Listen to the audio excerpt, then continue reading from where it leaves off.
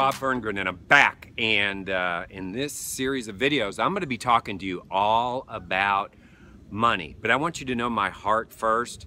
Let me tell you something. 10 years ago, I was hundreds of thousands of dollars in debt, really needed something to work. And so I'm going to share with you over this next few videos the things I've done, the things I've learned. Some of that's been over my whole lifetime. And certainly I've learned most things by the school of hard knocks. But I've also learned other things by being intentional in my learning, whether it's reading books or getting to success seminars or DVDs, CDs, listening to good speakers, who I'm surrounding myself with, a whole lot of things there. But in a recent YouTube video, I asked you to declare, what do you want? Do you want debt freedom? Do you want financial security? Or do you want total financial freedom? And I asked you to do that so I knew how to take this series of calls. Well, for most people, it was really first about getting out of debt. That's where I started, guys. You see, my background was corporate America. I'm the former president and chief executive officer for several large national restaurant chains. And so for me, I always had more money than month. I was never in trouble financially until I went the entrepreneurial route in the bricks and mortar business, and it ended up costing me a whole lot of money. So I had to do things differently, and it all started with my mindset because my life was a wreck. My personal life, my financial life, you know, I was under a great deal of stress, but I had to change. And so the things I want to share with you are the things that I've learned. And I just want to give you a few things today to get you started on the journey. You know, for me, I never did a budget. I never figured out exactly what my monthly living expenses were. I just told you that I always made more money than month. So when that wasn't happening anymore, I sunk very quickly. So let me encourage you. Just sit down today, even if you can, and just write out specifically what are the things that you need to pay for every month. Certainly that's your home or your rent. Certainly that's the insurance associated with that, your car and the insurance, your gas expenses. That's going to be your food, your water.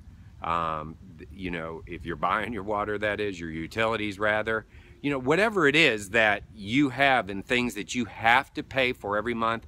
And unfortunately for many, that's going to be interest payments on debt that you've accrued. So that's good. That's really where it starts. It's kind of knowing your numbers.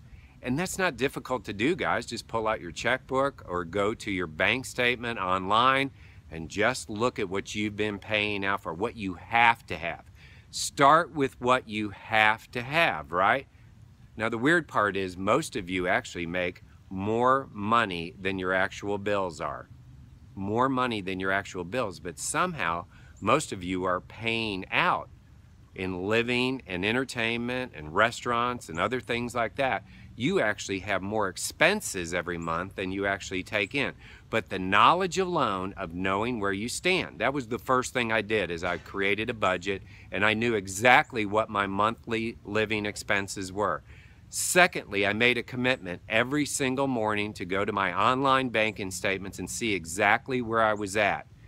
Knowing exactly where I was at every morning and where I started every day. So I kept my numbers on the top of my head, where I stood financially. And that was a big deal. And you know what I found out? Because I took a class similar to Financial Peace University about 9 or 10 years ago.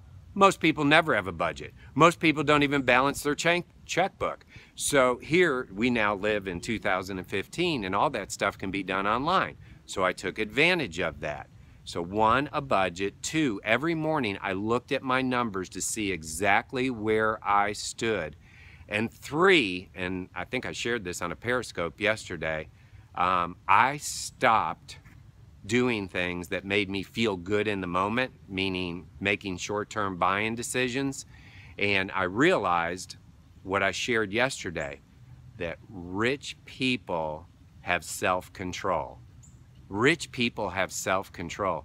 Poor people and middle class don't have self-control. If they want that TV, they're going to go buy it. If they want to buy stuff at the checkout line, they're going to do it. And they'll just pay the consequence of that. over time through minimum payments on their credit card. I stopped any of that kind of instant gratification buying, and I just kind of managed against my budget. By the way, my budget did include some entertainment in it, a limited amount because I wasn't making a whole lot of money 10 years ago when I started this process. But what I found out was by knowing where my numbers were, knowing my budget every single day, where I was at in relationship to those two, and then I put a Post-it note on my debit card so that anytime I pulled it out, I had to take it off so that I was only paying for the things that I needed. It kept it top of mind, aware. I made a bunch of other good decisions during that time. One of them was to donate and give away all the stuff in my storage sheds and those storage places that I had. I gave away tons of clothes. In other words, I gave away things. And because I started giving, I started getting. That's a whole nother training for you. But those acts started making me feel good about my finances. Really, for the first time in years, I started feeling good about what I was doing. And feeling good starts you on a process of doing more of the same. Hey, let's go. Let's go. Make no excuses now. I'm talking here and now. I'm talking here and now. Let's go. Your time is running.